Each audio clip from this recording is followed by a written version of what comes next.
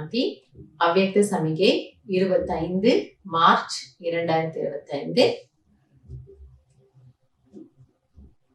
பரமசிக்ஷக் ஸ்ரீ பரமாத்மாவினுடைய மகா வாக்கியங்கள், படிப்பினைகள். सत्यता की परख है संकल्प, बोल, कर्म, संबंध, संपर्क सब में दिव्यता की अनुभूति होना. சத்தியத்தாவின் சத்தியத்தன்மையின் வெளிப்பாடு. அதை நம்ம எப்படி பகுத்தறியலாம்? சத்தியம் இருக்கு, இவர்கள் சொல்றதுல உண்மை இருக்கு, எப்படி தெரிஞ்சுக்கலாம்? பாபா சொல்றாரு, எண்ணத்திலையும் பேச்சிலையும் செயல்லையும் சம்பந்தம் தொடர்புலையும் அனைத்திலுமே ஒரு தெய்வீக தன்மையை அனுபவம் செய்வது. அப்படி இருக்கக்கூடியவங்களுடைய தாட்ஸ் ரொம்ப டிவைனா இருக்கும். அப்படி இருக்கக்கூடியவங்களுடைய பேச்சு ரொம்ப டிவைனா இருக்கும். செயல்கள் ரிலேஷன்ஷிப்ல வரும்பொழுது அதுல ஒரு அழகு, ஒரு மிளிர்வு ஒண்ணு தானா தென்படும். कोई कहते हैं मैं तो सदा सच बोलता हूं, लेकिन भोल व कर्म में अगर दिव्यता नहीं है तो दूसरे को आपका सच नहीं लगेगा.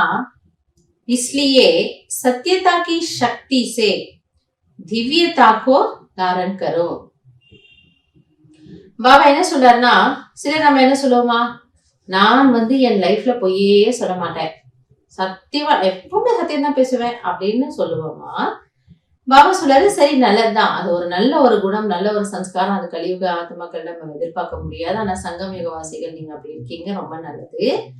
ஆனால் அந்த சத்தியத்தன்மையில் ஒரு தெய்வீக தன்மை இல்ல, நான் இப்ப உண்மையா இருக்கேன்ற ஒரு அபிமானம் எங்கேயாவது உங்களுக்கு இருந்ததுன்னா, அததான் பாபா சொல்ல வர்றாரு.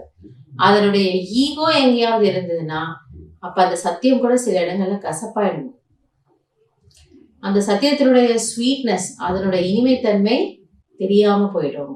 அப்ப எதிரில் இருக்கிறவங்களுக்கு இல்லையா, இவங்களுமோ உலகத்துல இவங்க மட்டும்தான் கரெக்டா இருக்கிறாங்கன்னு இவங்களுக்கு நினைப்பு. இந்த சென்ஸ் அவங்க என்ன நினைப்பாங்க, நம்முடைய அந்த அபிமானம் அவர்களுக்கு ஒரு வலியை தான் ஏற்படுத்தும். அதுல அவங்களுக்கு சந்தோஷம் இருக்காது. அதனால பாபா சொல்றாரு, சத்தியத்தின் கூடவே நீங்கள் அந்த தெய்வீக தன்மையை கொண்டு வாங்க. அதுலயும் ஒரு பணிவு வேணும், அதுலயும் ஒரு ஸ்வீட்னஸ் வேணும். அப்ப அந்த சத்தியம் மற்றவர்களுக்கு இனிமையானதாக அனுபவமாகும்.